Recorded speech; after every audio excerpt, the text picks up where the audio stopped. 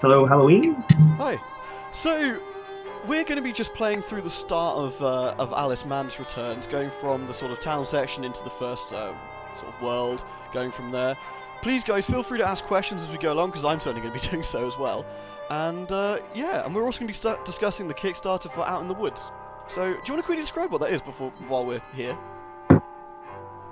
Yeah, sounds good. So, Out of the Woods is currently live on Kickstarter, and it is a card game, an illustrated book, a collection of art prints, a coloring book, and we just added some stretch goals, but they're all based on 10 well-known fairy tales, and then the whole idea being that we look at those fairy tales about life lessons, moral lessons, and also sort of how to deal with problems when they do rise in life. And yeah, it's only got 4 days left.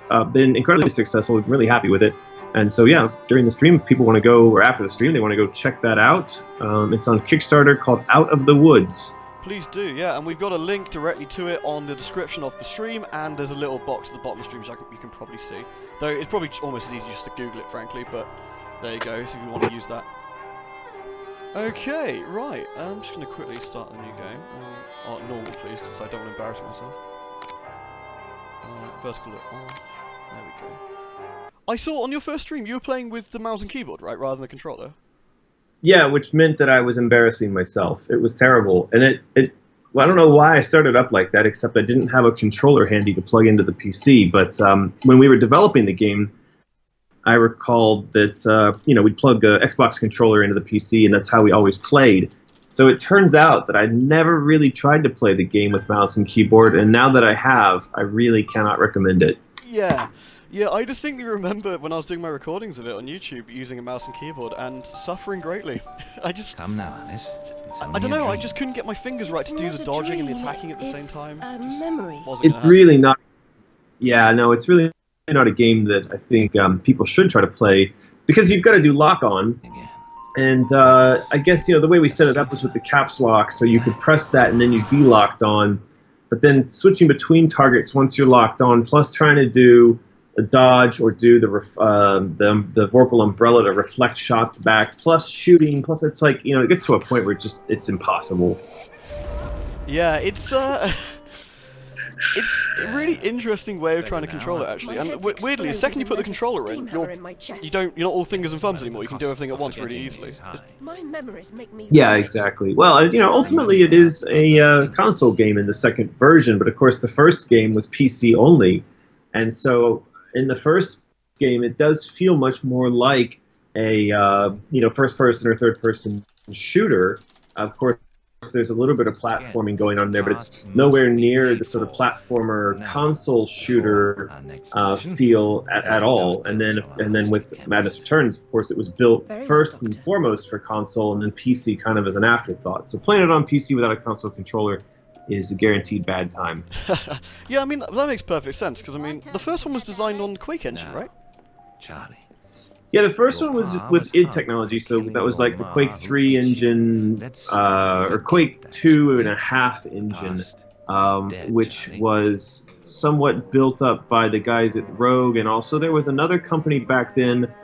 They'd done a game called they'd done the what was it? It was FAC 3, so it was heavy metal game using that technology, and so we'd borrowed all of their tech in order to build Alice on top of that. So they put in all kinds of controls and functionality for cinematics and scripting, and so that made the engine much more than just a shooter engine.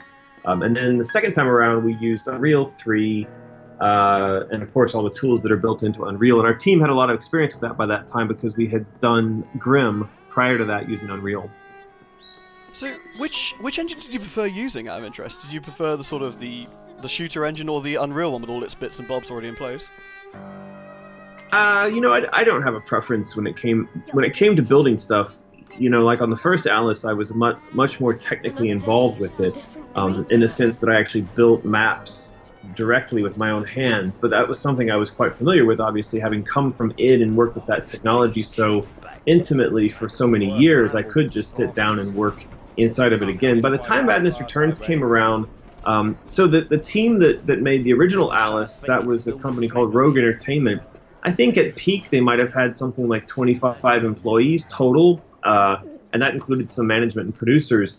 At peak on Madness Returns, we had 85 people internally at Spicy Horse, plus another 100 and something, maybe 150 people externally doing outsourced art production. So there wasn't really, a space for me to be doing hands-on game development. I was focused primarily on the design and production tasks. But I'd say that, from a sort of creation standpoint, we certainly had a lot more freedom and flexibility to create really good content using the newer tool.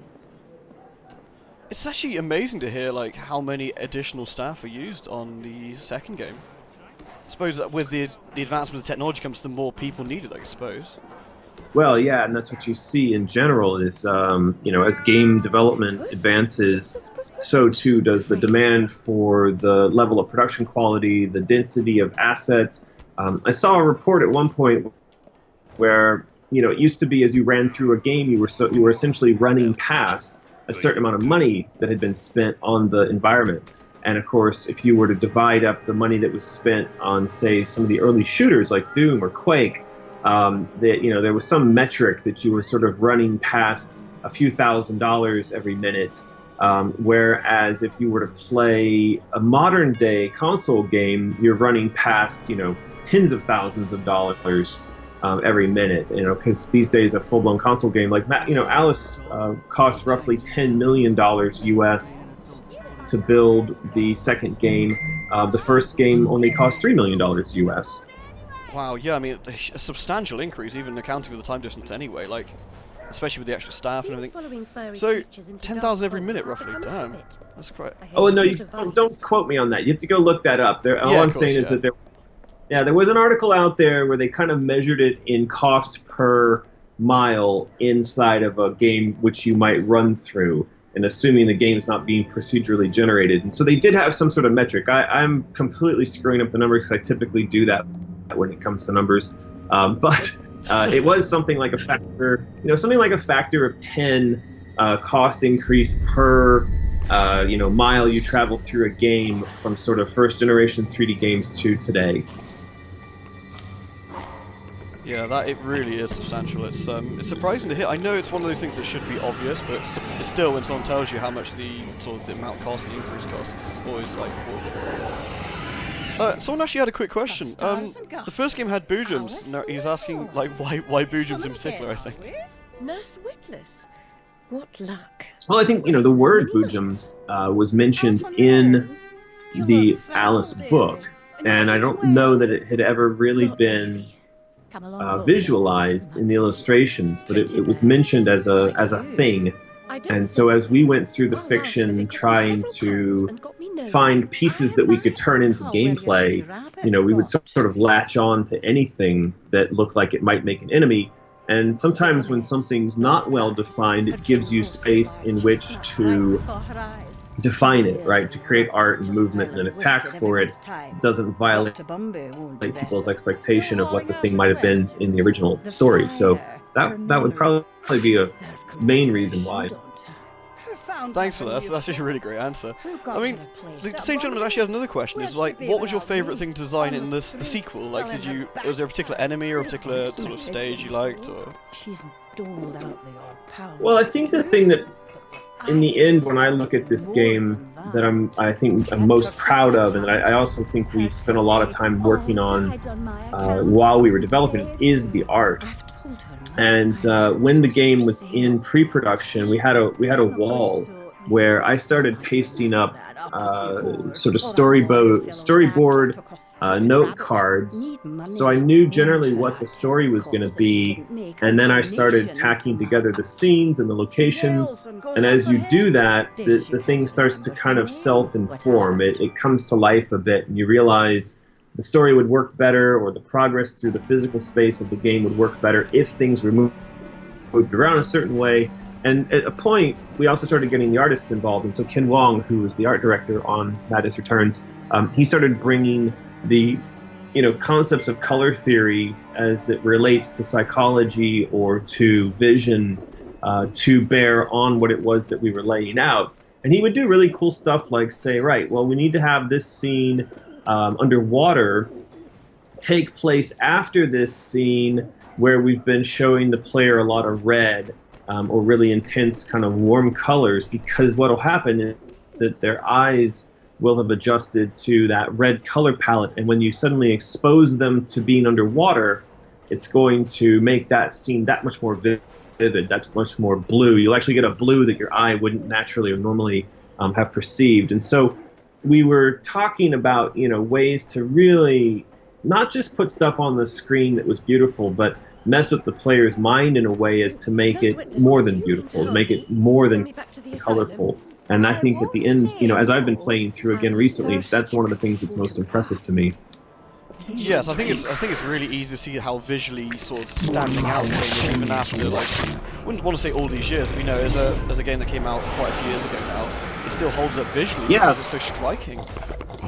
Well, I was surprised, and I mean, I know it's, sort of my game, but I haven't played the game since we released it. And the last time that I played the game, I was still in sort of developer mode where I could only see it as a product that I'd been working on for 2 years. And so to sit down and to play it now, it's a bit surprising. Like, because I've been playing more modern, recent games over the past 5 years, and to boot this up and to start running through it, I am a bit taken aback by just how visually dense and beautiful it is. And I knew that when we were making it, but to go back and to see it again with sort of fresh eyes makes me better understand why the game has so many fans when it comes to the art style and the art direction. Yeah, I think it's certainly a what's the right word? A worthy successor to the original in terms of how it looks as well. Like, you have the original was also very striking for its day, I think, with its colour popping in and out and its design. This particular scene we just seen, where you fall in from London into Wonderland, where it all slowly changes from that dark London to this beautiful bright colours. Whatever she's become. Take it that's part of how you went through it with the storyboard as well. Yeah, exactly. That has one of those scenes where it's that much more vibrant because it's been so gloomy before that. And so that's one of those places where you really see that. You get that sense of kind of shocking transition in the color.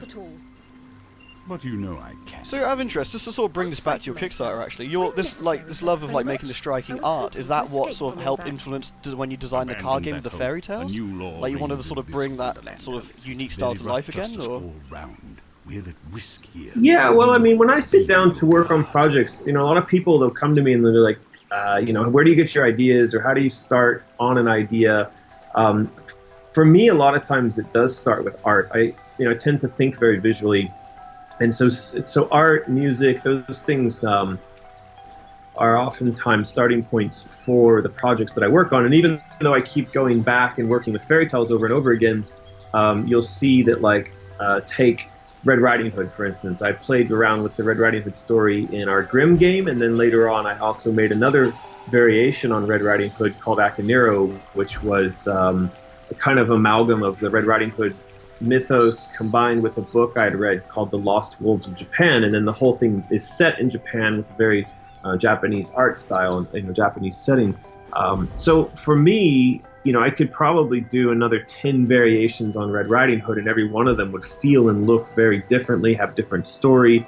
But I would do that also by coming up with a different way to present the thing visually and artistically, and I think that's one of the really cool things about being able to tell stories and to make games, is that you can go through and work with the same basic narrative concept, but then add in all these little twists for art and theme and end up with things that are entirely and radically different. Well, it's essentially what you did with Alice Otherlands, right? You had the sort of core concept of Alice, right? And then you did it with different art styles and different sort of methods. Yeah, well, that was, again, one of the kind of things going into it that we knew from the first game, is that the fans of the first game were huge fans of the art, because when the first Alice game came out, there were not a lot of sort of purely art driven or games that felt that the design was being put forth as an exploration of story and artwork in such a strong way. And I know that, the art team and Ken in particular felt that this was a big thing, a challenge, but it was also sort of a high mark to live up to. And that was good for them. It inspired them. It made them want to experiment. And if you play through Madness Returns, you'll see like there's an area that's got a very Asian theme to it. And that came out of the fact that the team, being largely Chinese, wanted to put their stamp on it. They wanted to show the world a section of the game that could have a very Asian feel and yet still feel like it made sense and was at home within this story. Yeah, I suppose it's nice that the team can bring sort of home experiences and such to a game like this as well. Yeah, but it was a bit of a challenge from a narrative perspective, because I have a rule when it comes to what she sees in Wonderland, and that is that she can't imagine things that she's never been exposed to before. So, to give an example, like these days I'm a really big fan of Rick and Morty, but Alice would never. Alice would never stumble on Rick and Morty inside of Wonderland, because in her timeline she never would have been she never would have been introduced to them. Then again, I guess Rick could have made a time machine. I was about to and say, gone back he could just pop in like with his dimensional gun and sort of take Alice on adventures. That'd be hilarious. That's true. So maybe they're not a very good example. So let's say that you'd never find an appliance from the modern era in there. Yeah. She never would have seen it or experienced it in real life. But what was interesting was when we were doing the research, when I was doing the research for the storytelling, I found that there was a lot of news about Asia and about Japan and China in particular in the papers in London at the time when our story is taking place. And so there were a lot of people in London and in the UK at that time who were Sinophiles. They were big fans of and very interested in Asian artwork and Asian story and Asian fashion.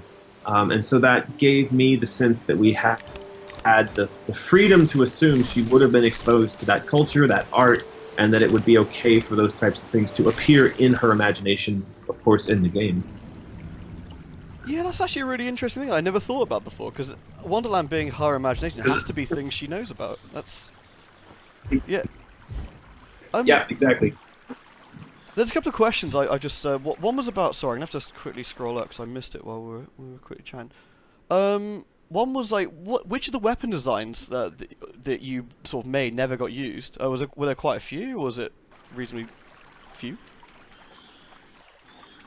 For both the games, the first game, one of the marketing slogans was weapons as toys as weapons, and I remember sitting down and thinking, okay, well, what kind of toys can be a weapon? What can be transformed into a weapon? Of course, we had she had the jacks, she had the cards, she had the Jack in the Box. I don't recall that we had any weapons on that list that sort of were explored and then didn't end up in the game. Though, I mean, some of that stuff is, happened so far ago in the past that I don't remember exactly. But I think that the same would be said of Madness Returns. I think we had a pretty clear design before we started work on development. And one of the reasons is that it took a year for us to get the contract finished with EA before we could start development. We knew we were going to make the game, but it took literally 12 months before the deal signed and the money started flowing. So we had 12 months to work on laying the game out in terms of the story, the design, all these things. Is that quite normal to like sort of have so much time, like to sort of think about what you want to do before you get started, or are you normally just straight in there like now we need to think about how we're doing this? I don't know how normal it is to have that much time on production and design, but I do know that the deal process that we had to get the deal in place, that was abnormal because it was a very strange deal. It was EA working with a bank and a bond finance company, sort of the way you would fund a motion picture, like the way you'd fund a film in Hollywood. So that, because it was so unusual to fund a game that way, it took a year for the deal to actually get papered. And we sort of made history by not only funding a game in that fashion, but also funding a game in China in that fashion. So, prior to that, no one had ever gone through funding a bond finance game project, much less doing it for a studio that was in China. Wow, so like being like that's quite a special achievement as well. Like not only have you managed to make quite an impressive like game out of this, you would have saw the first big one from China like that. Yeah, well, and then at the end of the day, Madness Returns was the first ever console title developed 100% in China. A lot of companies up to that point would send all their artwork to get done in China by outsourcers. All of the major publishers have large outsourcing studios here, whether it's EA or Activision or Ubisoft. And some of them even engage in some degree, or they did engage in some degree of development here, but a lot of times the creative team behind the development was still in Montreal or in Paris or something like that. So to have our entire team based in Shanghai, all of the design, production, outsourcing, even our outsourcers were here in Shanghai. Even to the extent that like we would have all the art assets from those guys brought over on a bicycle every day, because it was faster than it was faster than transferring the assets over the internet.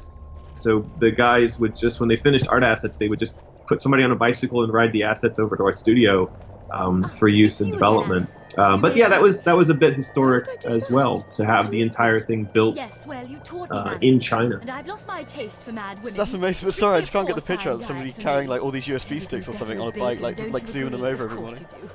Now, there are pig snouts. Well, it's kind of what powers the commerce of Shanghai is people order things online, and then everything is delivered via express delivery service that's referred to as kuaidi in Chinese. And so when you go out on the street right now, you would see hundreds, thousands of electric bicycles and scooters zipping around the streets with boxes strapped all over them. And these guys are at the heart of e-commerce in China. That's how basically everything gets delivered from point A to point B. And so to have somebody zipping around, from an outsourced studio to the other side of Shanghai to deliver a hard drive with art assets on it was actually not that strange. Of course, if you were in the outside world, you'd think that was a little funny, but for us, it's perfectly normal. Yeah, I suppose actually, yeah. If it's so common as well, then why not? And if it's that efficient, damn. Sorry, but there's more question just popped in. Somebody asked, why the teeth with the currency? Like, what was the reasoning on that? So there's a psychological connection to teeth and dreams. People, throughout history, like think of the teeth that you put under your pillow for the tooth fairy. People also used to bury teeth as a form of wish making. So if they had a problem or they wanted to ask the gods essentially for something to come true, when teeth fell out, they would bury them and then ask that the sort of precursor to the tooth fairy would grant them some sort of wish. And so that was where the concept of the teeth came from. Also because if you look at the meaning of teeth in dreams, like the psychological meaning of teeth in dreams or teeth falling out, it has a lot to do with wish fulfillment and also some connection to the concept of death in dreams. Okay, that certainly explains why all the currency upgrade came from that as well. Well, thank you for that. It's really I had some sort of inkling that it was, I don't know, I always thought of teeth as sort of dreaming guilt and all that. I think it was, wasn't it? But it's there's a lot of there's a lot of Jungian and Freudian sort of psychological theory wrapped up in all the things that you see in the games, and it's done really subtly. So, for instance, when you see all of these alchemy symbols that are kind of hidden in the game, or if you just look at the front of her dress and she has the alchemy symbols on her dress, there's meaning in all of that. So the alchemy symbols are also linked up to sort of early dream analysis, psychological analysis. And so if you watch those alchemy symbols on her dress as you progress through the game, they're actually linked to early concepts of the hero's journey, especially when it comes to the psychological journey that we make whenever we're confronted with a particular obstacle or trauma in life. There are different stages from, it's sort of the same way that we break up films or that how we read books. It's sort of, you introduce the hero runs into the first version of the problem, the hero maybe is defeated by or realizes their weakness in front of the problem. The hero goes off to some sort of master or mage to learn something about himself and how to overcome the problem. The hero confronts the problem again and is victorious. All of these stages are also represented in those alchemy symbols. So you can kind of look that stuff up and you'll see that especially Jung, the psychologist Carl Jung, he had developed a whole theory of this sort of movement through the hero's journey on a psychological journey, and then how those moved or linked into the alchemy symbols. So we borrowed all that stuff for the symbology in the game.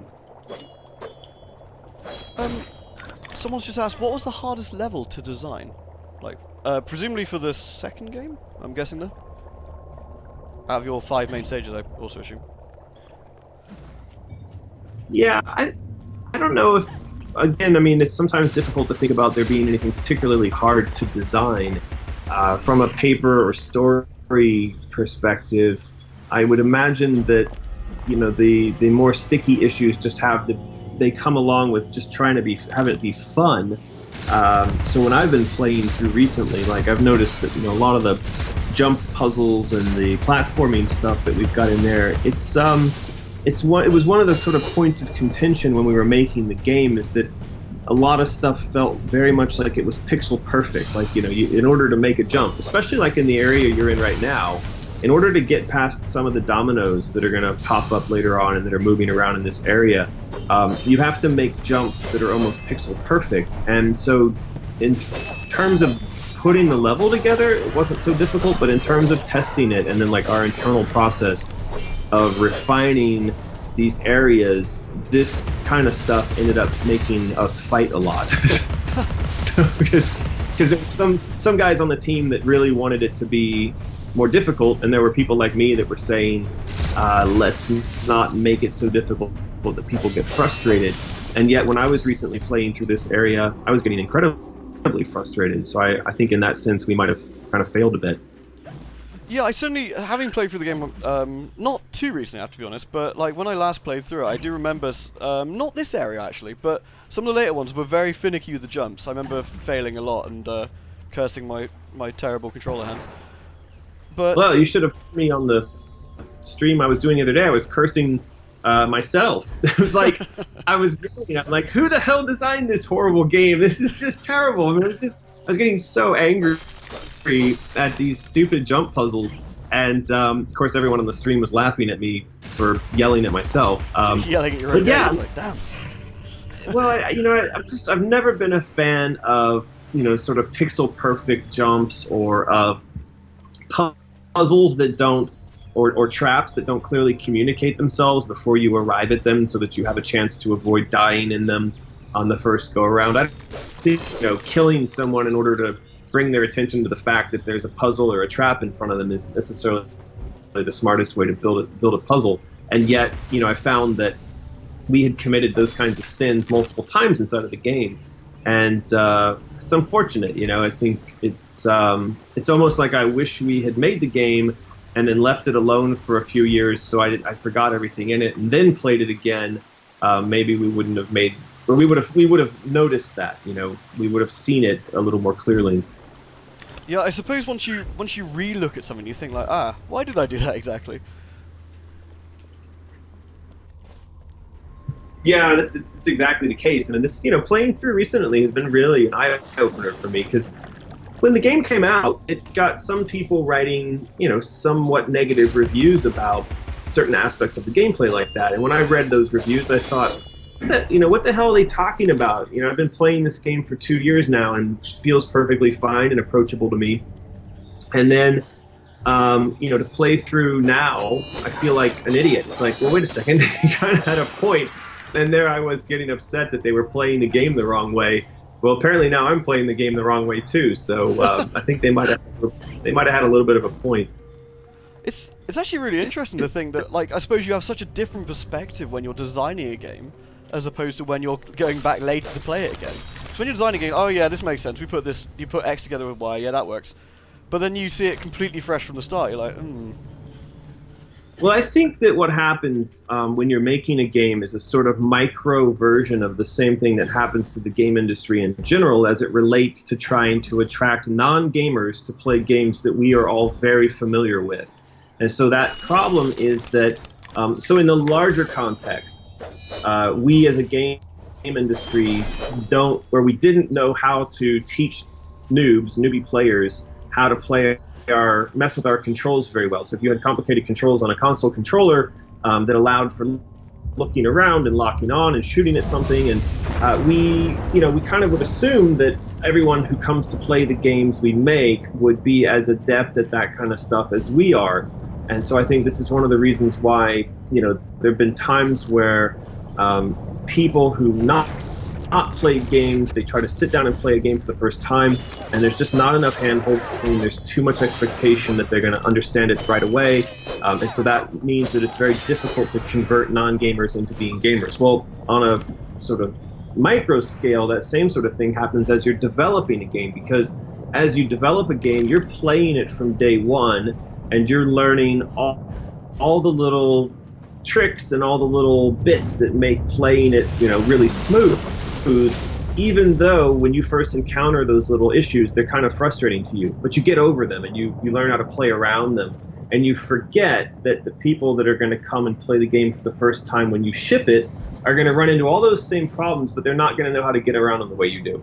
And so, of course, this is why we have testing, but a lot of times your testers, also being hardcore gamers, find workarounds and don't seem to complain about those types of issues. oh, of course, yeah, because they know games, right? So the first thing they'll do is like, oh, well, this doesn't work, so I'll just play it like this. So you kind of need to give it to like someone who's never played a game before, I suppose, and see what they think. Yeah, exactly. Well, and what you kind of want to do is have your beta testers be people who've never played a game before. Yeah. The problem is that sort of tester, once they've begun to play your game for an hour or two, now they're back to being, closer to what a kind of gamer would be, and you lose that softness that they might have had that was informing you so well as to the problems in the game. And of course, in a game where the difficulty is progressing as the game is moving forward, you can't just keep throwing newbies into harder and harder scenes and thinking that you're going to get valuable results out of that, which sort of goes back to, you want to have your mechanics almost perfect before you start building later sections of the game. But like in our instance, we were on a very strict schedule, so we're sort of having to build the tracks as the train is rolling along it, and there wasn't a lot of chance for us to go back and tune things once we got to the end of our development schedule. And that's, for me, probably one of the biggest frustrations with this game, is that when we got to the end, we built too much, and we knew it. And so we went back to EA and we said, hey, can we have like an extra 2 months to polish this and to kind of tighten it up and edit it down? And they said, no, you've used up your time, you've used up your money, we need to ship it. So, I'd advise the audience not to be angry at them for that. That's sort of their prerogative, and it's, there's nothing necessarily wrong with them saying no. But of course, I think the game would have been a better game had we had the chance to spend, another 2 months or so tightening it up. Would that, like, sorry if it's a rather ignorant question, but like, that 2 months, is that quite a lot of time for the additional polish you needed? Is that? Yeah, I think, the overall project was 24 months. 2 years. So, to be able to tack an extra 2 months onto a 24-month project is a pretty decent amount of time. And, again, keeping in mind that 2 months we would have had, 50-something people focusing their energy on a bunch of tuning and making things better. So we could have got a lot done, but, sometimes it just doesn't work like that. I've actually got a question. I've seen quite a few questions, but I'm gonna have to quickly shoehorn in. I remember when the game released, there was a lot of talk about the hair, like the hair tech in particular, and it really is impressive to the point where I think to this day, not even stuff like The Witcher 3 has better hair. Like Alice's hair is like tip top. Like, yeah, well, we had a guy. He's a Hong Kongese guy, so he hails from Hong Kong, but he was in our studio in Shanghai. and his name's Milo, and Milo Yip, and I think he works for Tencent now, but when he came on board, he was one of our sort of lead programmers.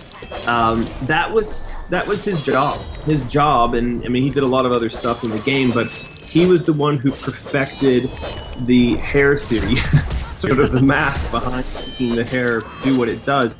And I remember that there was a point where it looked like it does, and it was so beautiful that EA sent other of their engineers out to see it, and they wanted to know if they could sort of borrow it to put into other games. So we knew very early on that he'd done something pretty spectacular to get that hair working the way that it does and working across all the different platforms. And yeah, I think that might be one of the little details that helps the game to sort of hold up visually to this day. Because it adds just that little extra bit of life on screen, and works so well that even 6 years on, it still feels like a fairly modern game. Oh, definitely. The hair, like I said, the hair is just incredibly impressive. Like every time I go back to this, I like to make update videos to the channel to do various bits and bobs. I like using this game simply because of how it looks as well, for one thing. The hair the underwater stage always comes back to my mind, because obviously your hair's being underwater on top of everything else, and it's flowing every direction. It's really, really impressive. Yeah, that was one of the fun kind of side benefits. We knew we were going to have the water level. We didn't know we were going to have the hair effects. And again, the hair sold the feeling of being underwater in such an amazing way that it made those levels 10 times what they would have been if we'd not had the hair. So again, his contribution, that was definitely the single largest contribution that he made, and it was pretty amazing. Thanks so much for answering that. It's always been something I've been really curious about. Like, that's super cool. A question here, someone said, what are the key differences between using an engine like Unity or Unreal to throw a quick game together versus making something like Alice? I suppose it'd be just sheer manpower, I'd imagine. So I'm looking at the question, what are the key differences in using an engine like Unity or Unreal to throw a quick game together versus creating a title like Alice? I'm assuming that the meaning of this is Alice was created, it's a very large-scale game, but we're using an engine that basically anyone could pull off the shelf to make their own game, right?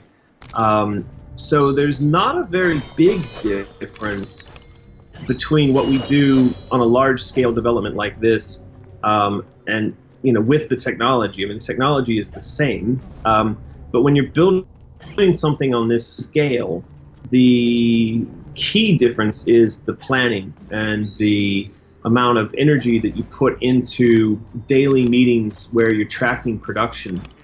So we had all of our production sort of scheduled down to a matter of hours or days for where assets were being made and how they were going to be used in game, and then how all the pieces were going to be fit together. If I sit down and try to build something in Unity by myself, I can be quite sloppy about it because I'm not having to coordinate all the activities of 300 people. The technology is the same, but at the end of the day, the difference between a large-scale production and a small-scale production isn't the technology; it's the production process that you use to manage all the people who are working on that project. And you could use that same type of production process regardless of the engine that you're working with. I think that's the question he's asking, so I don't know if that's the answer that he was looking for. Yeah, that makes a lot of sense. Yeah, I mean, simply just like having a much tighter schedule alone would probably greatly assist. Look at it another way. It's like these days you can go out and buy a camera off the shelf, like a prosumer, like a Red camera. And you can either use that to shoot your next barbecue in your backyard, or you could hire a crew of 50 people and actresses and a sound guy and use people to do a score and blah blah blah. You can do all this stuff. And so what's the difference? Well, the difference is you got a lot more people, and then as soon as you got all those people trying to work together, you got to have somebody to manage that. You've got to have producers. You have to have a schedule. You have to have all the pieces thought out prior. But at the end of the day, the camera's the same. So you're using the same camera that major motion pictures are getting made with, but you're using it to film your barbecue. So you don't have to worry so much about scheduling and budgeting and resources and things like that. No, that's a really good analogy, actually. Yeah, it's just like different ways of doing it, and it's going to get a different result for sure. As I remember it. Somebody asked. And somebody, sorry. No, it's just somebody saying no consumer has the money for a red camera. Yeah, I agree with that. I don't even have the money for a red camera. I would feel stupid buying one because I would just use it to shoot my barbecue. So maybe that was a bad example, but it's the only example I could think of that you can go and buy one of those cameras, maybe not at a consumer price, but they are cameras that are being used, across a very wide range of there's guys on YouTube using them, and there's guys in the cinema, full scale cinema world using them. I don't know. I couldn't think of a better example of what I was trying to say, but. No, I totally get you. At the very least, it makes sense. Just the difference between a team using one versus for lack of a better term, an amateur, I suppose. Right. Yeah, sorry. Someone asked, do you have a favourite dress? Because we just got to the steampunk sort of style dress here. I've made more graceful entrances. Well, yeah, we just got to my favorite dress, actually. This is the one I like the best. And that's, I'm sort of being the space that I came from when I was young. I was all into goth stuff, and I had my hair dyed black, and I had my tattoos, and I had leather pants, and so, I'm a big fan of the costume that she's wearing now. Though, I like all the costumes in the game, and we did put a lot of energy into those. We spent a lot of time thinking about them, and I specifically wanted those in there because I wanted the cosplayers to have stuff to play with. And I've seen, I've gone to conventions and I've seen stuff on Instagram and on the internet that, people just do absolutely amazing representations of these dresses in the game. So, but this one's one of my favorites now. I think I might have to agree with you, though. While this one's really good, I also like the Checkmate one from the DLC, I think it is, with the horses. Yeah, that one's really cool, too. They're all really nice. And, for me, just to see her have, a range of outfits, I thought was really fun. And, of course, now you go and you look at the cosplay community, they love it. They absolutely love it, that they've got all these different dresses to play with. I just saw a picture the other day of a collection of girls, I think they were in Russia, where they'd got all the girls together to do all the dresses, and they had one picture of all of them together, and it was really fantastic. Oh, that's amazing. And yeah, it's so nice to see. Is it... No, this might also sound a bit silly, but is it, really cool to see people, using, dressing up in your designs for your character? Well, it's crazy. I mean, to see that, or to see people getting tattoos. I was just out on the street the other day here in Shanghai, and it used to be you didn't see tattoos that frequently in China, but now they're becoming much more prevalent. And I think we were sat at the corner, having a beer, and a girl walked by with Big Alice and Cheshire Cat down the outside of her leg, on the calf, lower part of her leg. And it was huge, and I was tempted to kind of run after her and be like, "Hey, that's my Alice," but I thought she'd think I was just crazy or a creep or something.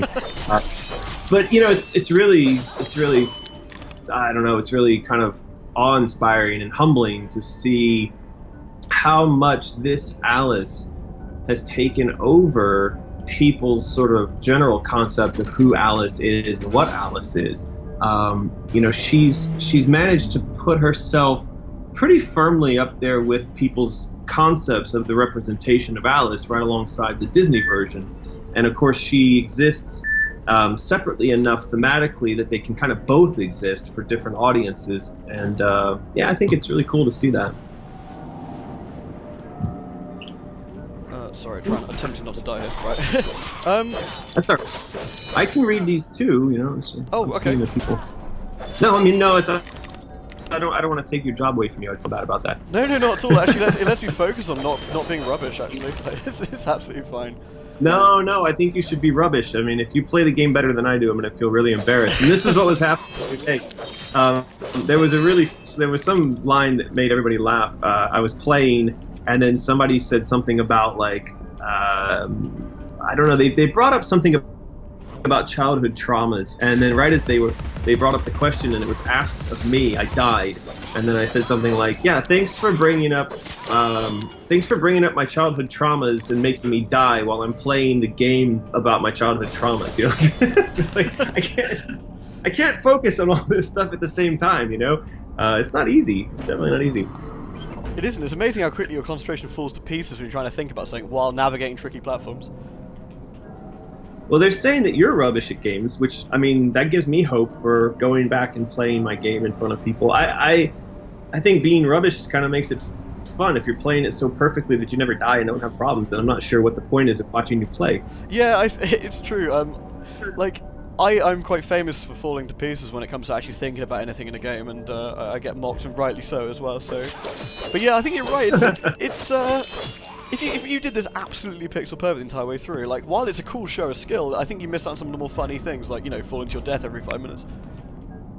Yeah, I agree. I mean, if I wasn't dying during these streams, I don't think we'd be having half as much fun. And we were drinking during our stream the other night, which I don't know if is that like are you allowed to drink and stream on YouTube, or is that like they consider that naughty? Oh no, you're definitely allowed to do it. It's probably even funnier because, well, obviously as you go along, you get even worse and worse.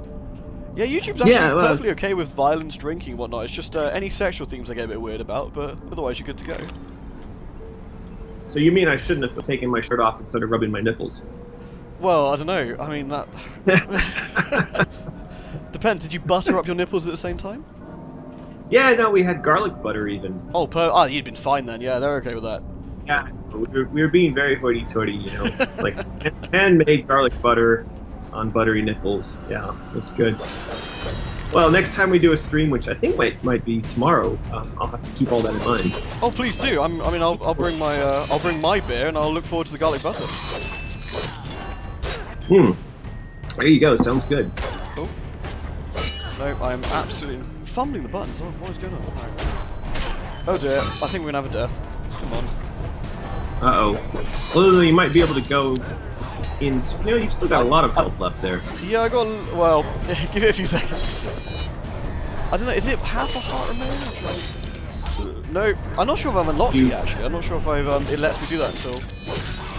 Yeah, I think when you've got half a heart, you can go into stereo mode. I was getting into it quite frequently the other day, but it's great though. It's fun when you go into that. It's amazing. It's such again, to bring it back to the art side of it, it's so striking the second you do it, and the screen, the spinning of the camera, it's like, whoa, oh, this is awesome, and then, oh, I gotta do stuff, oh god. Yep, exactly. Somebody was asking, do I enjoy the levels and worlds the first time you saw them and play through them? I'm assuming that means, like, in the recent stream.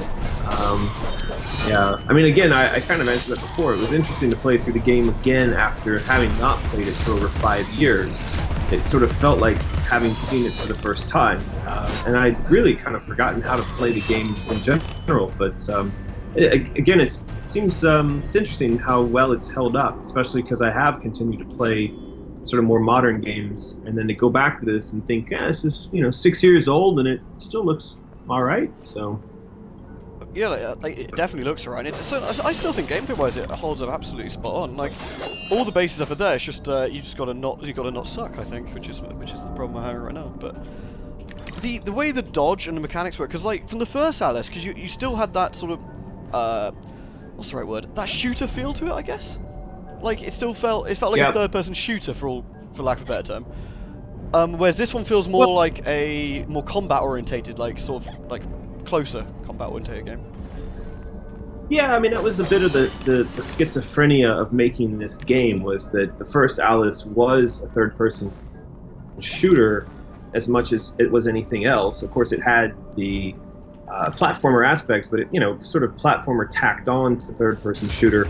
And then, this game, because it was supposed to be first and foremost a console title, meant that we were designing first and foremost for console controller, and suddenly we're looking at a lot of console action games for the best way to have the player interact with the environment and the combat, and borrowing all kinds of concepts like lock on and dodge and all this stuff, which we hadn't had in the first game. So There's definitely a big difference between the two, though I feel like it almost feels like a kind of natural progression. Like, it doesn't feel unusual that the game plays the way it does.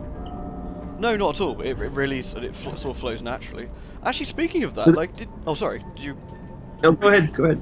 I was wondering, with the first game, you had the separate stages. You know, they're broken up into each individual part. Even though a lot of them were one sort of a bigger whole. With this one, obviously, you got these sort of grand, huge levels. Like, did you like, having played through this one now, and like, do you prefer the ginormous stage to it, or do you prefer sort of having the stages sort of broken up into pieces?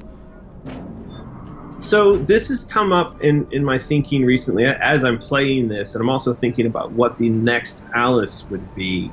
And I think I'm going to have to put this up to the audience as well, and we're going to have to do a bunch of surveys and kind of try to feel people out. I'd like to hear your opinion on it also. I kind of feel like these levels are too big, and I feel like you're in them for quite a long time. There's points where it seems like the distance between the checkpoints or the save points is really far, and that within a given level, things tend to they start to feel a little bit repetitive. And again, this is where I was saying, like, I think we built the game to almost be too big. We could have used 2 months to kind of edit it down. So I'm of a mind that the format of this game is all right, but it could probably do with with smaller areas and maybe a little more focus on proper puzzle stuff, like escape room type stuff. But I think, again, this is one of those things where I have to be really careful that I don't insert something into what we do next that potentially the audience isn't interested in. Maybe people absolutely love this. So, what do you think? Oh, that's a tricky one, because I think ultimately they are quite different games, the two of them. I'll agree with you. I think the stages were probably a tad too big. You know, when you got that sort of last 5-6 minutes, you think, like, I'm surprised it hasn't changed to the next place yet, or certainly would be my initial thought. While I loved the broken up, like, sort of levels of the first game, I think having these grand, huge levels to explore and get lost in is also quite fun. And I agree with you. I think that sort of some puzzly escape room style stuff would actually be really cool. The card bridge in the fourth stage has a little bit of that, I'd say, where you've got to sort of use your noggin a little bit more to get through the puzzles, and that was a lot of fun. Yeah, and that's the kind of thing I'm thinking about as well. I love the diversity in the art style and going through the different areas. And I think that was one of the things that kind of happened as we were building this, was that our level designers, they were having so much fun building such big areas, and they had a lot of time between a lot of guys on that team to build stuff that they went a bit nuts, because early on we knew that there were certain chapters in the game. We knew that she had to progress through certain elements of the narrative, and she had to meet certain characters, but we didn't sort of sit down and say, right, the Hatter's Domain should only last in total 45 minutes and 30 seconds, for an average player to run through. So we weren't really concerned with that, and we let the level designers kind of go bonkers. And I think you can feel that, you can see that in the game, because there is just so much space. And again, I think the game probably would have done all right with a little bit of tightening up. But yeah, if I'm sort of thinking these days about what a third Alice would look like, I've floated the idea that we would do something based on Alice when she's still quite young and she's in the asylum, and that she is going through what would feel a bit like a series of puzzle rooms with elements of action and platforming, but these would, I hope, be sort of faster, tighter experiences, and things that for us we might be able to build in a more sort of episodic fashion, that might not release the whole thing at once, but instead develop and release and develop and release along that model. I certainly think that'd be really. I mean, so saying that, I mean, I'm no marketing expert here, but it certainly is. I always like buying parts of a game, knowing there's more on the way. Like Hitman did that recently from Square Enix, right? And it was really nice to get used to a stage and really sort of go to town on that one particular stage. So where you're an expert at it, but on the next one comes out, you can really appreciate each bit. Like having the same with Alice would be really interesting, I think. Yeah, for sure. Someone's asking sort of what made me interested in these old stories or the fairy tales. I got kind of pigeonholed into this because there was a point while I was working at EA that my boss at the time came to me and said, we want to give you the freedom to make your own game, so you need to go off and come up with an idea and come back and pitch it. And, I got inspired to do something related to Alice, and Alice came out. And then once it was done, it sort of became this cult classic that everybody wanted more of. And so I thought, well, go and do something based on The Wizard of Oz. And I've tried to do things in other themes, but they don't seem to be the kind of things that the audience is mainly looking for. So going back to what I was saying before, I do feel like within these classic stories, like take Red, like I mentioned Red Riding Hood before, I could spend the rest of my life just making variations on Red Riding Hood. So I like the fact that people all over the world know what Red Riding Hood is. They have that story in Japan, they have that story in China, they have that story in Russia, they have that story in the US, they have that story in the UK, they have Red Riding Hood, they have Alice, they have Wizard of Oz. People know those stories everywhere you go. And so doing variations on those stories means you have a sort of built-in audience, you have built-in expectations, and it makes it easier to kind of set the project up and to get people invested in it. So that's kind of why I've stuck with it. It's a bit of what the audience expects, but at the same time, I think I kind of enjoy retelling these things in different thematic style. You've gotten quite sucked into the game here, I can tell. I have, yeah. I'm really getting quite invested now. The teapots have come out, you see. Like I've got I have a quick question about, if you don't, of course, you don't mind keep answering my questions.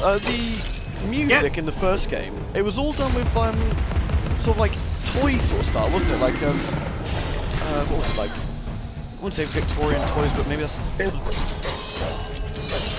that kind of thing. Like that had a very unique style to it. Like every single song was done in a very sort of kids toy noise, I guess. I'm trying to think of a better term. Yeah, it was. So the guy who did the music for the first Alice is Chris Brenna, and he was the drummer for Nine Inch Nails. And I met him when we were working on Quake, because the music and the sound effects in Quake were done by Nine Inch Nails. And so when it came time to do Alice, actually the first person that I talked to about doing the music for the game was Marilyn Manson. And he produced 3 tracks for the game that, no one outside of myself and a few other people have ever heard. They are absolutely fantastic. They're very much in a different direction. So they came off sounding sort of like, if you could imagine, there was a period when the Beatles were kind of on their Indian psychedelic trip, like the music that they were making. They were using sort of more Asian and funky instruments. So if you could imagine that vibe of the Beatles during their psychedelic era, combined with the darkness of Marilyn Manson, then you can imagine the music that was getting made for Alice when he was involved. But at some point he came and said, I can't do this, I've got other obligations. And so I went and talked to Chris, and Chris said, I'll get on it. And so to your point, Chris did literally go and sample toys, music boxes and children's keyboard, pianos and all kinds of stuff. And then he used all those samples to create the music that you hear in the game. And the process of working with him on that was really, really fantastic. It was really fun. And I think that the soundtrack we ended up with was really unique, really good. It was. It's one of the most unique gaming soundtracks I've heard out there with like Niers and stuff. It's so different that it's always very memorable. And I suppose in the same vein, the second game has a really good soundtrack, but it's also very different as well. Yep. Well, the second game, we had an internal sound and music guy who was doing a lot of the tracks for that, and Jason Ty was his name, and he's very, very accomplished musician in his own right. And so he did all of the music that you hear in there. And again, that stuff turned out really, really cool. And I think he knew that he had quite a lot to live up to in terms of recapturing the sound from the first soundtrack. And I did go and ask Brenna if he wanted to be involved with the second game, and he did, but he at the same time had his own obligations related to making his own music and going on tour. I think when we asked him to work on Alice, I think he might have been out touring with Manson or something. I can't remember where he was exactly. He was touring with somebody pretty big, and so he just didn't have the time to work on it. And but if we do another Alice, I'll go back and ask Chris and see if he's got time, or maybe go back and ask Manson and see if he's interested this time around. Those guys are really great to work with, so you never know. That's really neat, actually. I never knew about the Manson side of it as well. Like, makes you wonder how the sound would have been so different, like if he did done the soundtrack. Well, I know what it would sound like. I have the tracks. Well, of course, yeah. I mean, they're absolutely amazing, and I'm to this day gutted that I can't release them. But I would probably get sued into oblivion by his agents and lawyers. So, yeah, I mean, but again, they're really, really unique, really beautiful. When I heard them, I actually, initial thought after I found out that he wasn't going to be able to work on the soundtrack was that he ought to make an album like that, just instrumental Marilyn Manson sort of Beatles psychedelia inspired album, because I would listen to that, and I still listen to those tracks that he made. They're absolutely gorgeous, and it's a shame that they didn't make it into the game or never made it out into public. Huh, maybe if he does sign up for a third one, you can ask him.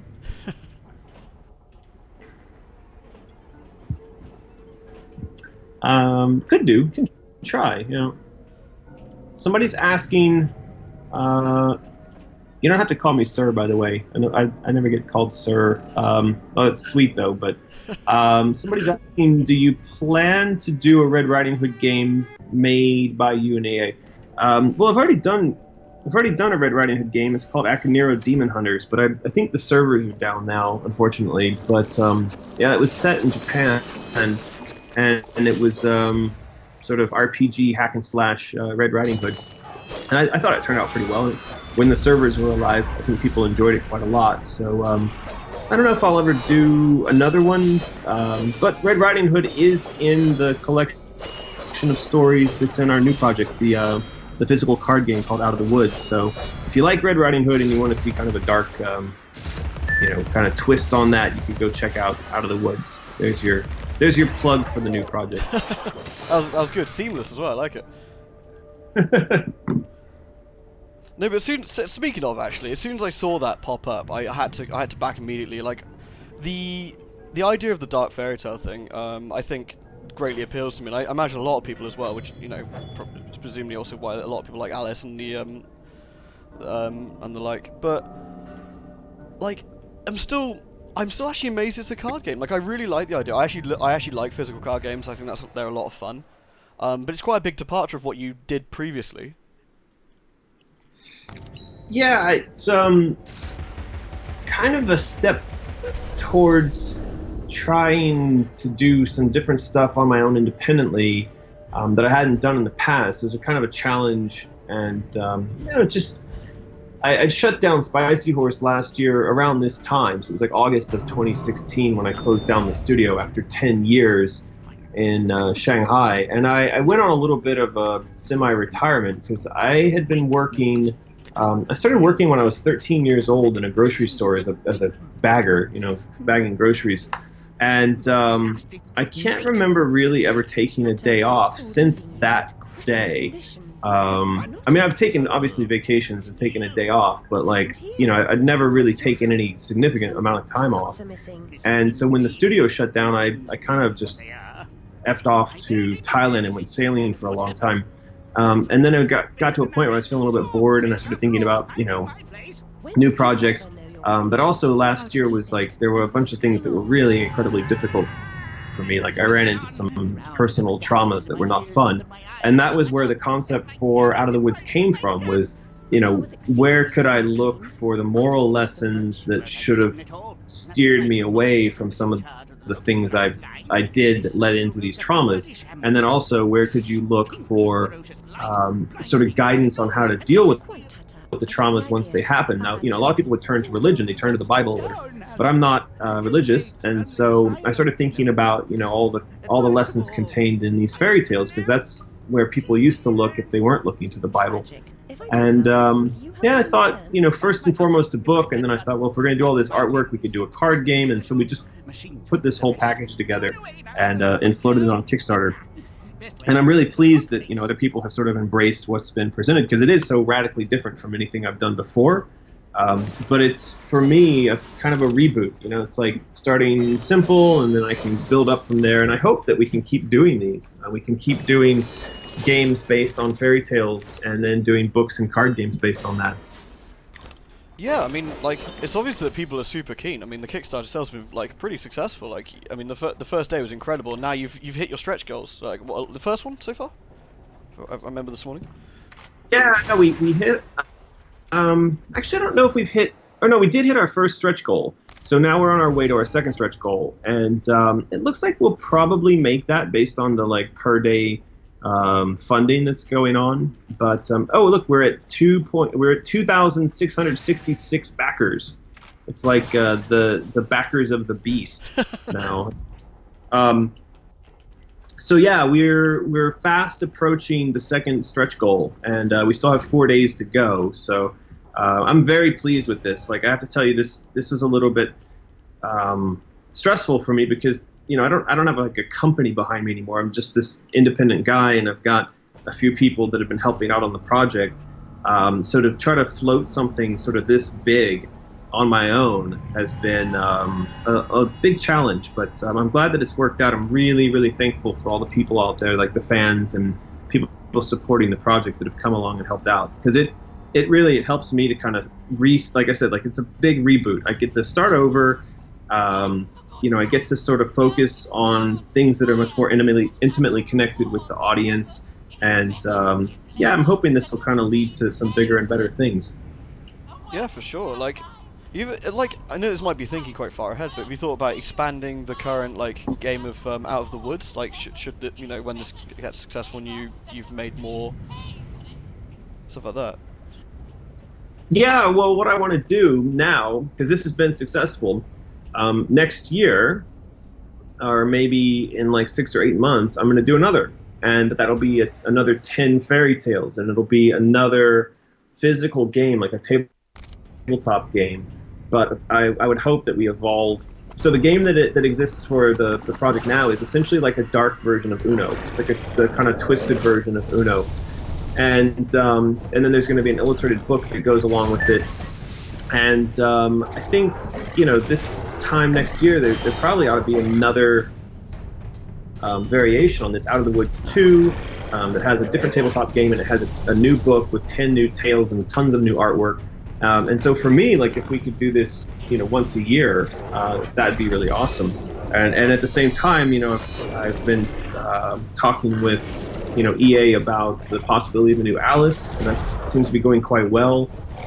So there's quite a lot of fun stuff that I think is going to be going on in the next couple of years. Yeah, it certainly sounds it. Like, that's a lot, like, sort of keeps us busy with as well. Oops. Oh, man, these things are tough. Sorry, like, fail mid-question as I'm trying to... Ugh. Oh, God. Yeah, the first time that I ran into this thing again, I was getting really jacked up, so you've got to remember to use that umbrella to reflect. It's a funny thing, like, I've been doing this in my own live streams, and then I go look at the comments from people after the stream has ended, and they're giving me all this advice on how to play. They're like, don't forget to upgrade your weapons, or, don't forget to use the umbrella like this. And it makes me laugh, because it's like, oh shit, I must look really terrible if people are having to come into the comments and tell me how badly I'm playing my own game.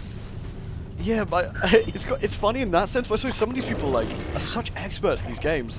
I find that when I'm playing as well, and you get everyone tell you, like, hey guys, you should be doing this and this. It's like, oh, it's like they've played so much of this, probably more than both of us have. It's kind of it's so true. I started my stream off saying that. I was like, look, I know there are people out there who are definitely better at this game than I am. I think that even in some sense, there's probably people that have read up on and kept up on sort of the lore that we've created inside the game, that would know some of the symbology or some of the sort of story references probably better than I would today.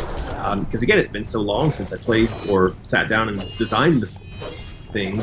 After a while, it sort of goes out of your head. You just kind of forget it. And so yeah, I was a bit embarrassed when I started playing this. No, this is horrible. But now you've played a little bit, you say your skills are coming back to you? Well, yeah, I mean, the first time I played, I was on a keyboard and mouse, and that was awful. Like, in the scene that you're in right now, I was getting my ass handed to me. And then the second stream, I got a controller, and I named the stream, like, American's Revenge, and then in parentheses, it was like, Daddy's got a controller now. So I came back to the game definitely wanting to kick some ass and to show the game who's boss, but I still died repeatedly, so yeah. It's funny when your own creation beats you about, actually. That's, it really is quite funny. It's kind of humbling, and well, like I said before, you know, it also it makes me feel like, you know, it probably from a creator's perspective, especially if you've spent you know, 2 years making something, it really wouldn't be bad if you could somehow stick yourself into some sort of like alternate reality for 2 years. You know, like, okay, so back to Rick and Morty.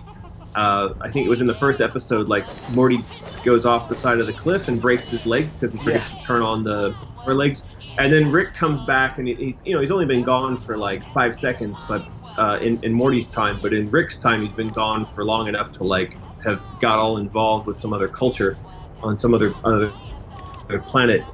So I think it would be good as game creators to have that kind of experience where you finish the game and then you go through a portal and you're gone for like 2 years and then you come back and then you play your game again, because that would give you the sort of separation from it that I think is necessary in order to kind of view it as the end user is going to view it. And that's something that's really difficult to achieve when you're working with something so intimately for so long.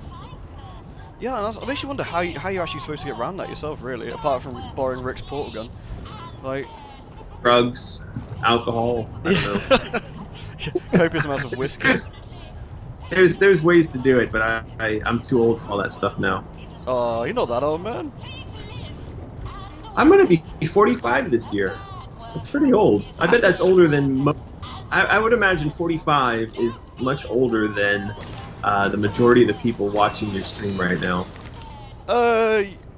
Possibly a little bit. Yeah, a little bit. Yeah, right.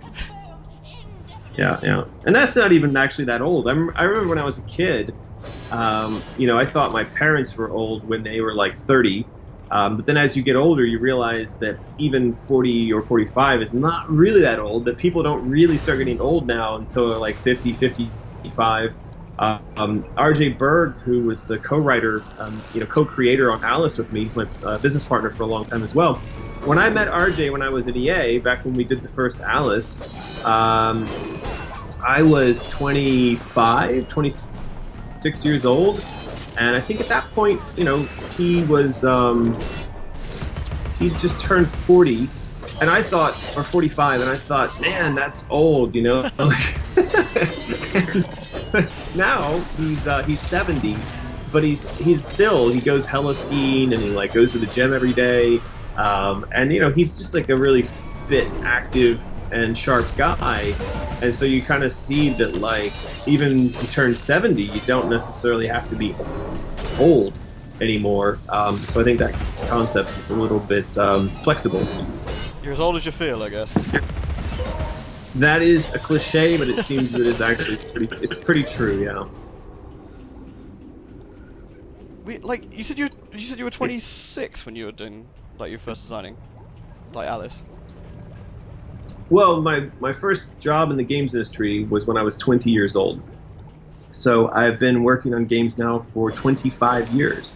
It's a long time. So that's for sure. You're going to have people in your stream here who are, you know, as the same age as I have been making games. So, like, you know, it used to be if I went out and I met people for the first time and they said, oh, you work on games? And I'd say, yeah, I worked on this thing called Doom and Quake. And they'd be like, oh, my God, Doom and Quake, that's amazing. And now when you say Doom and Quake, people, yeah, no, I never heard of that. You didn't work on that Candy Crush thing, did you? I'm like, no, I didn't fucking work on Candy Crush.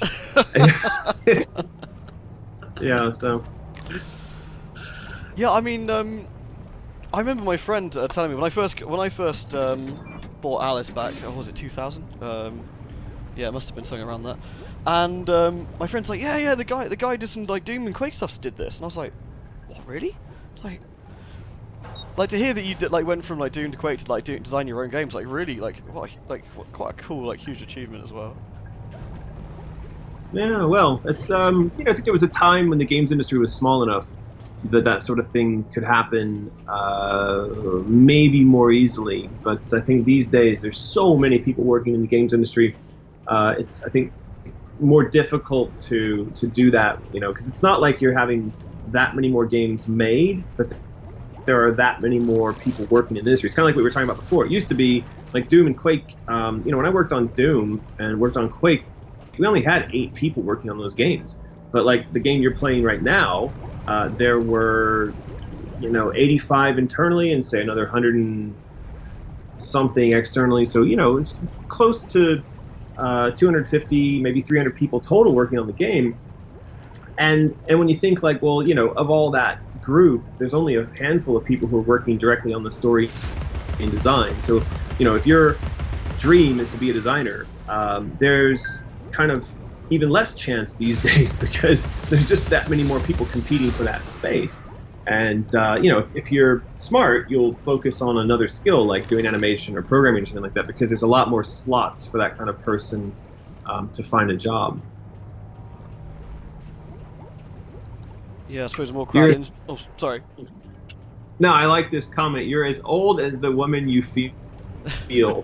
That's horrible. That's horrible. Sexist, but very funny though. Hold on, I'll just. Is that true? Are you as old as the woman you feel? Because you're older than me. Just. Are you asking? I'm asking my girlfriend. She's just chilling out in the corner there. She's older than me, so. Oh, so my girlfriend is 12 years younger than me. Oh, nice. Yeah, well, I got. So, she's only a year older than me, but Mrs. Robinson over there. Oh, I'm getting a fist raised at me. I'll drop that. Uh-oh. You're never supposed to talk about your woman's age, and especially not if your woman is older than you.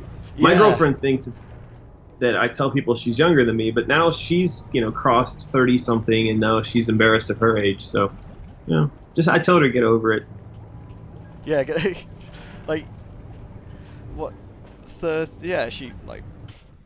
Sorry, brain failed trying to figure out where to go. No, up here, right. Sorry, I was going to say something, it's just completely gone. This happens to me a lot, you have to forgive me. Right. So there was somebody in the chat asking if there were sort of the more violent or adult themes in this game that were difficult getting approved.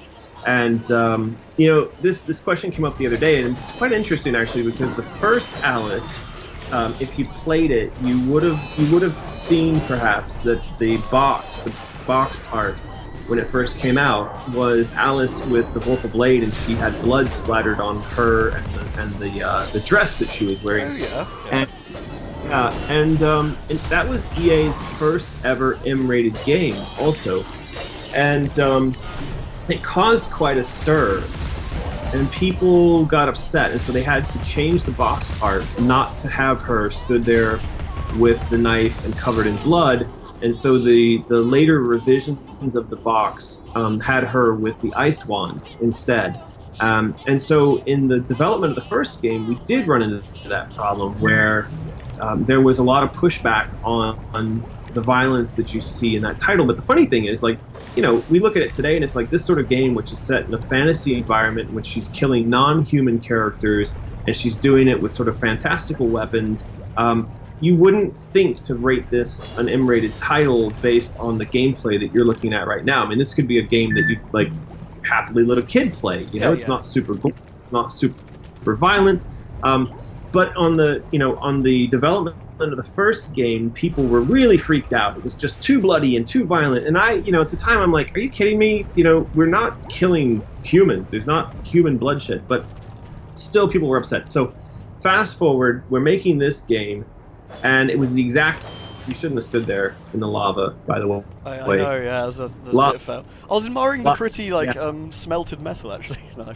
That's not the place to admire the smelted metal. Even I know that. But yeah, on this game, it was the exact opposite, because by the time we got to this game, EA had become famous for making, games based on shooting brown people in the dick in the desert. And the more violent and obnoxious the game was, the better it sold. So like M-rated didn't mean anything anymore, and killing humans didn't mean anything anymore, and having things that were incredibly violent didn't mean anything anymore. So they were really pushing us to crank up the violence and the gore. And you can see that in some of the marketing trailers that got done, where like there's, you know, her with her teeth falling out and blood streaming down her face, or one of the marketing trailers has her stabbing an eye pot in the eye repeatedly with the vorpal blade, and there's blood going all over her face. And I was really put off by that stuff, because they were trying to represent her, Alice, as a maniac, as a psychopath, and they were using that kind of language, like, you know, we want to sell the idea of Alice as a psychopath. And I had to fight that and say, no, you know, this game is not about Alice as a psychopath. She's not deranged. She's fighting demons, but she's not a bad person. And also we're not trying to make the game overtly violent or horrific. And that's what they were asking for at that point. They were saying, make it more violent, make it more horrific, and we were having to push back on that. So I thought it was pretty interesting how, you know, 10 years on, the appetite for violence and gore, you know, with these game publishers had changed so radically. Yeah, it's interesting. Like, that's just completely different attitudes within, I suppose, a relatively short period of time. And I remember that trailer with the teeth. Actually, especially, I remember how gory it was, I suppose. Yeah, well, it's extremely gory, and you know, the amount of money they spent to get those things done was also kind of offensive to me. I thought we could have used that money better, you know, to make the game longer, or to buy marketing that has something more to do with the game. And I got in a lot of trouble because there was an interview where I came out and made sort of the statement that EA had, and I used the word tricked, and I got in a lot of trouble because I said EA tricked consumers into believing the game was going to be more violent and horrific than it actually was. And somehow that one quote, as they always do, it got picked up and spread all over the internet, that EA tricks consumers. And so then I got a call. It's horrible. So then I got a call from these, you know, guys at EA, and they're like, would you like to go to Washington and sit in front of Congress and explain why EA tricks consumers into buying products? And I'm like, God. Oh no. Yeah, so I had to issue a sort of retraction, and you know, my retraction was very tongue-in-cheek, because I was like, oh, EA doesn't trick consumers into buying their products. They use well-established scientific marketing techniques to convince consumers that they want things, you know. And I'm like, that's basically tricking people into buying stuff, but as long as I call it scientific, they're okay with it. And they accepted this explanation, and then everybody was happy again. So, well, one, that's super weird, and two, that's also really scary to have these guys like come explain yourself from something you sort of probably said offhand that the internet grabbed hold of. Yeah, well, and the thing is, like, no one ever really paid attention to the core theme of this game, which is the sexual abuse of children at the hands of Dr. Bumby. So when it came to the reviewers, when it came to the ESRB, when it came to you know, the press or to EA, no one seemed sort of bothered by this sort of deeper horror theme within the game, and the sort of evil that she's genuinely fighting against in here. And I don't know if it's because they never got to the end of the game when they were doing their reviews or what, but you know, there's certainly a lot worse things going on in the game than, say, you know, shooting a teapot in the face with a pepper grinder. So yeah, it's always you know. And that's actually one of the things that makes the game like more interesting. It isn't just like you said, stabbing a teapot in the eye. You know, it's actual, for lack of a better term, like important themes and like sort of scary adult, like more adult situations than just something as simple as something as simple as just blood and gore. And you're right, like that very last stage, the dollhouse especially, and then when the revelation with Bumby and all the rest of it, it's all like very unsettling and sort of like horrible. Well, you know, even in that, you would have had to have played the game from beginning to end and understand the context of her struggle and the dialogue going on in order to put the pieces together. I mean, that was one of the goals that RJ and I had when we wrote the story, was to make it so that, you know, in solving the mystery of what happened, you'd have this sort of horrible revelation of just how bad things were, and that it, it was never sort of spelled out explicitly, and yet, if you played the game and you put it together, you would realize, wow, this is really bad. This guy is really, really bad. And actually, the voice actor who played, or one of the voice actors we tried to get to play Bumby early on, read the script, figured it out, and decided he didn't want to play that character as a voice actor because he didn't want to be associated with that kind of monster. Wow. So, he got it. He got just how dark it was. But I think a lot of reviewers, a lot of people never really caught on to just what was going on in there. To have like a voice actor just sort of go, nope, I'm out, is actually kind of crazy. Like, just seeing like what sort of character they end up playing. Well, I'm not surprised, because a lot of times, people who play these kind of awful characters can get, I think you want to look up, and there's another switch you need to... Gotcha. This one confused me. Yeah, there it is. I also, by the way, couldn't find that one, and I died multiple times here. That's the only reason I'm saying that. It's not because I'm better than you. It's because I experienced the same death and frustration here. So yeah, I don't think it's that unusual for a voice actor to want to distance themselves from something like that, because there are instances of people, playing characters who they then become associated with for life, and that they can't get away from. And especially, if you're a voice actor and then you suddenly become that guy who played a child molester, well, that's not good. Nobody really wants that. I didn't even think of that, actually. Yeah, exactly. So, I never, truthfully, I've never actually checked. Did the guy who played it in the end, did he actually ask to be credited for that, or did he keep his name away from it? That's the thing. I'm having a hard time remembering the story right now. I think what happened was, we found this guy. I think he did end up doing the voice, but he asked not to be credited. So he, obviously was paid and he did the work, but I think he just ended up not being credited in the game. So if I remember correctly, that's the case. Yes, I guess he realised how it looked, I suppose, as well. He's like, nah. It's interesting. Yeah. Though the other day when I was looking this up, I found that his name was attached to it. So I kind of wonder if, like, later on he thought maybe we should get my name attached to this, so I've got some credits on my list. I have no idea, but I do remember there being pushback from him, and I remember there being something about not listing his name in the credits. But anyway, it's been a long time. Yeah. Oh God. Yeah. Of course. Yeah. It's. I wonder what makes you wonder if, like, it sort of shows how effective a villain he was as well, though. Like he was quite a memorable villain, like especially the final form. Spoilers. I assume everyone here has finished the game, but just in case. That's sort of that creepy doll master with the ooze leaking out the eyes and everything to end, followed by the real life scene of the train push. Like, damn. Yep. Well, and we had quite a lot of discussion about sort of her pushing him in front of the train, versus a more direct sort of stabbing him or otherwise murdering him herself, or somehow sort of getting him in trouble with the law, instead of taking justice into her own hands. So there was quite a lot of discussion on sort of the ending.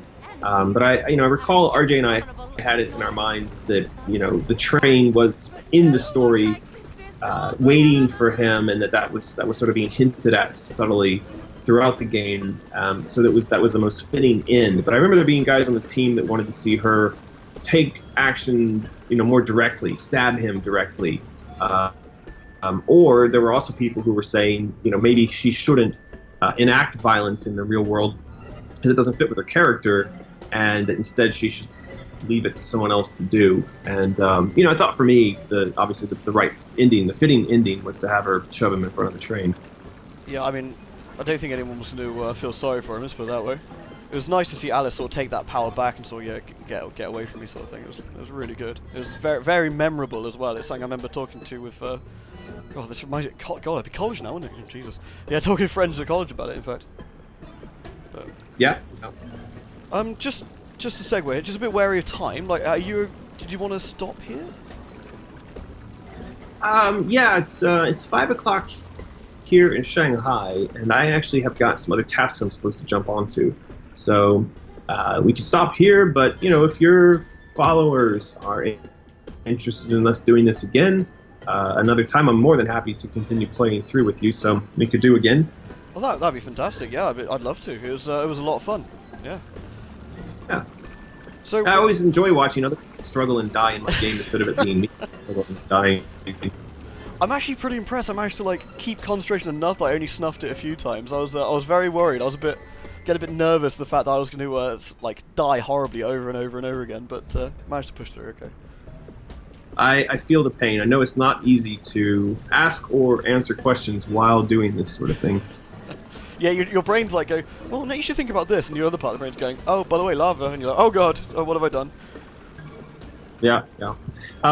Not to co-opt your stream too much, but I would like to say if people are able, go check out the Out of the Woods thing, and I am also going to be doing another stream of myself playing Alice. I think we're going to do it tomorrow.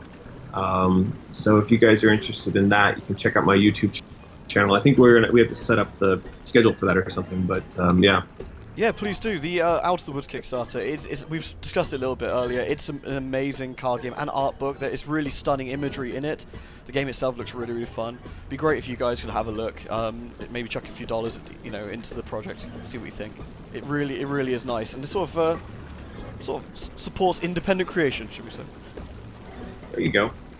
Nice. Yeah, well, I really appreciate you having me on. I'd, again, be really happy. It'd be fun to come back and we can do it again. And yeah. I'd absolutely love that. Yeah, and thank you so much for spending this time with us this morning / afternoon, evening for yourself. It's been an absolute blast, and have to say, gonna have to fanboy a little bit. My very first game on YouTube was doing American McGee's Alice. And that's how I got started doing the entire thing, so this is really special for me. And I have to say thank you so much for doing this for me. I really appreciate that. Again, thank you for having me on, and thank you to everybody who joined in. Yes, thank you guys. Really appreciate you getting up early or very, very late in the evening for a lot of you Americans, so thank you very much. And with that, we'll stop and hopefully catch you all next time.